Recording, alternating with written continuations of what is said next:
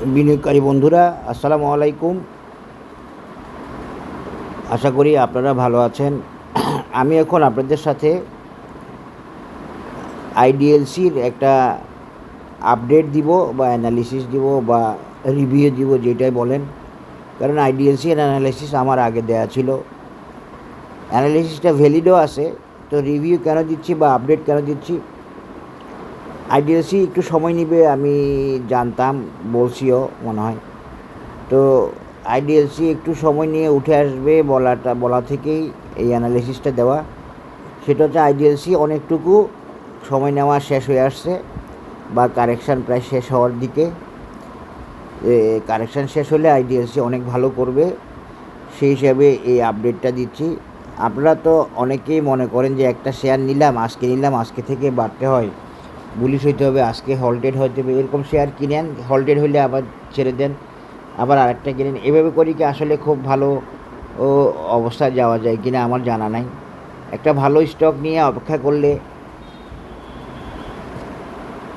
30-40% gain করা যাবে এই বাজারে ইনশাল্লাহ। আপনারা দেখতেই পাচ্ছেন যতগুলো অ্যানালিসিস ওকে হয়েছে সবগুলো 30-40%-এর বেশি হয়েছে, এর কম হয় নাই। তো যাই হোক, অ্যানালিসিস যে ওকে হয় সেটাও দেখতে পাচ্ছেন, চার্ট যে ওকে হয় সেটাও দেখতে পাচ্ছেন, আলহামদুলিল্লাহ। তো এখন আপনাদের অ্যানালিসিসের উপরে আস্থা আসবে, বাজার যে অ্যানালিসিসে চলে সেটা আপনারা বুঝতে পারবেন। এই যে ইন্ডেক্স যায় না, এটা যায় না, ওইটা যায় না, এটা এখানে থামবে বলি, এখান থেকে যেতে পারবে না বলি, এগুলো তো অ্যানালিসিস বেসড কথা, মন থেকে কোনো কথা না।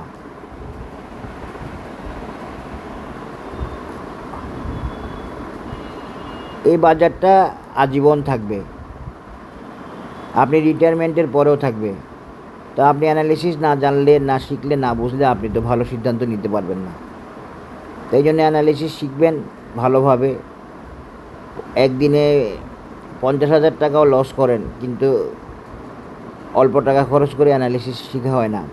যারা ভালো ব্যাকগ্রাউন্ডের, ভালো সায়েন্সের স্টুডেন্ট, তাদের জন্য ইকোনমিক্স, স্ট্যাটিস্টিক্স, এরা তো এই টেকনিক্যাল অ্যানালিসিস তাদের জন্য। আর এমনি গতানুগতিক যারা শিখে 2-3টা কোর্স করার পরেও স্কুল পায় না।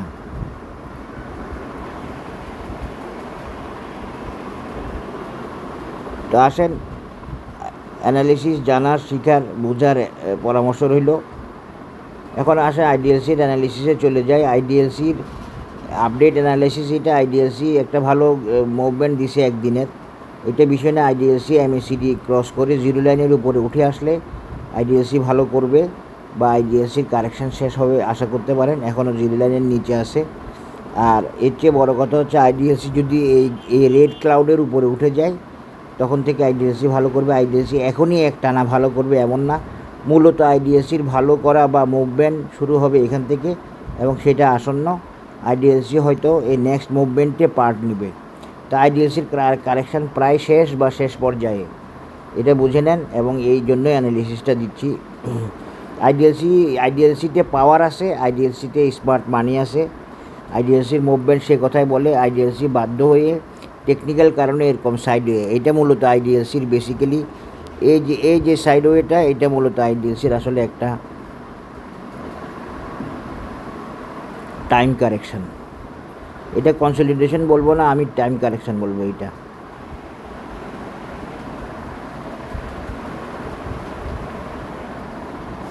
তো এইটা ক্রস করে ফেললে সবচেয়ে ভালো কথা হচ্ছে আইডিএলসি যদি এইটা ক্রস করে ফেলে তাহলে আপনারা আইডিএলসিকে টার্গেট ওরিয়েন্টেড হিসেবে ধরে নিতে পারবেন, বা আইডিএলসি তখন টার্গেট ওরিয়েন্টেড হয়ে যাবে। এখন ডে চার্টে আইডিএলসি সেল সিগনালে আছে, বিয়ারিশ আছে, ফিউচার ক্লাউড রেড আছে, এমএসিডি জিরো লাইনের নিচে আছে। এমএসিডি জিরো লাইনের উপরে উঠে যাবে এবং প্রাইসও ক্লাউডের উপরে উঠে যাবে, বুলিশ হয়ে যাবে, বেশি সময় নেবে না। সামনে আইডিএলসি মুভমেন্টে চলে যাবে আশা করি।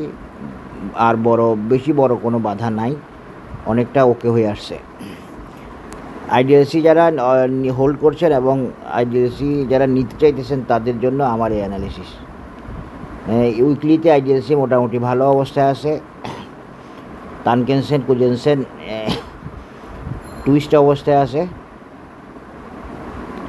বেশ ভালো অবস্থায় আছে, এবং 2 উইকেও আইডিএলসি মোটামুটি ভালো অবস্থায় আছে, বাই সিগনালে আছে, অসুবিধা নাই। এবং মান্থলিতে আমরা দেখতে পাচ্ছি মান্থলিতে আইডিএলসি ওকে হয়ে আসতেছে, একটু সামান্য ওকে হতে বাকি, মোটামুটিভাবে বেশ ভালো বা ভালোর দিকে যাচ্ছে, চলে যাবে আশা করতেছি। এখন আসেন আমি আইডিএলসি অ্যানালিসিসটা আপনাদেরকে আজকে দিব হচ্ছে উইকলি চার্ট থেকে। আগে আমি দিছিলাম সবগুলা ডে চার্ট থেকে, এবার এটা দিচ্ছি উইকলি চার্ট থেকে। উইকলি চার্ট থেকে দিচ্ছি কেন, উইকলি চার্ট থেকে দেওয়ার পিছনে কারণ আছে।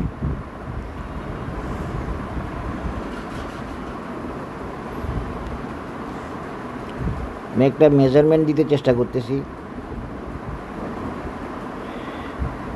না এটা হবে না।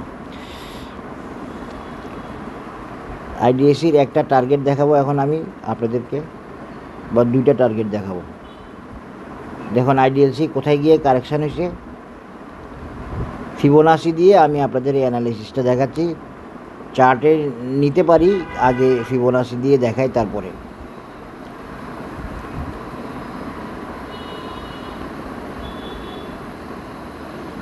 দেখেন সব মিলে যাবে, মিলে যাচ্ছে। আইডিএলসির অ্যানালিসিস আপডেট, আপনারা আইডিএলসির দিকে খেয়াল রাখবেন। আশা করি আইডিএলসিকে আমার সাজেস্টেড ধরতে পারেন। দেখেন আইডিএলসি এই এই এই এই রেজিস্ট্যান্সটা ব্রেক করে নাই এতদিন, যেটা কত এই 45। তাহলে এটা একটা রেজিস্ট্যান্স হিসেবে থাকলো। আইডিএলসি 45 ক্রস করাটা উঠে আসার জন্য একটা ভাইটাল রেজিস্ট্যান্স।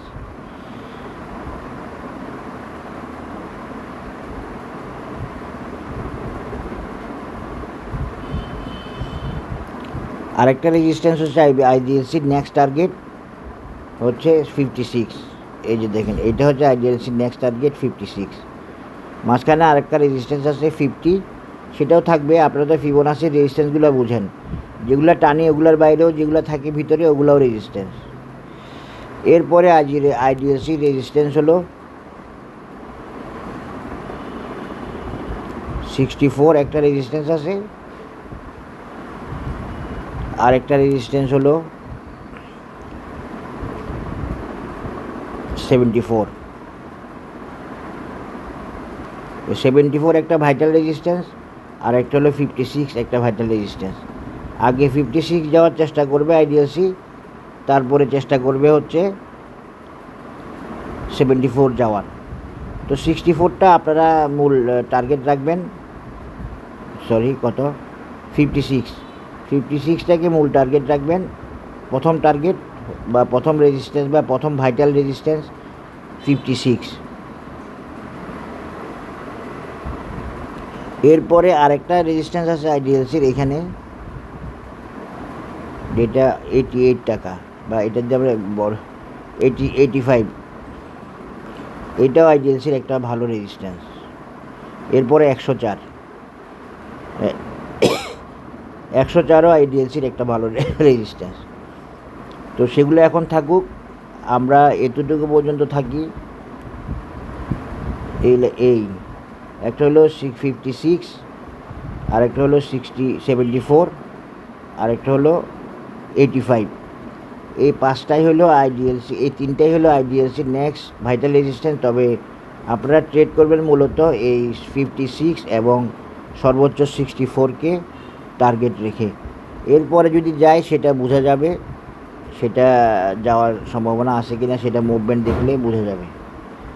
দেখেন আইডিএলসিকে যদি আমি শর্ট টার্মে টানি, তাও ওই 55 বলতেছে, 72 বলতেছে। তার মানে পুরো অ্যানালিসিসটাই ওকে আছে, ওয়েল মেজার্ড আছে, ওয়েল পয়েন্ট, কোন পয়েন্ট থেকে দেখানো দরকার সেইটা ওকে আছে, সেটা আমি দেখাইছি আপনাদেরকে।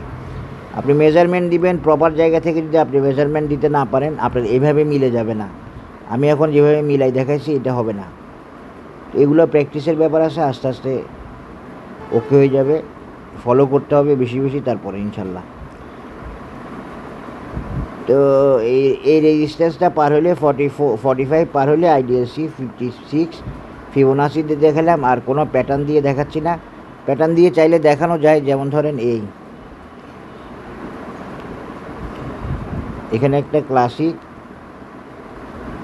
সিওর্স প্যাটার্ন দেখালাম।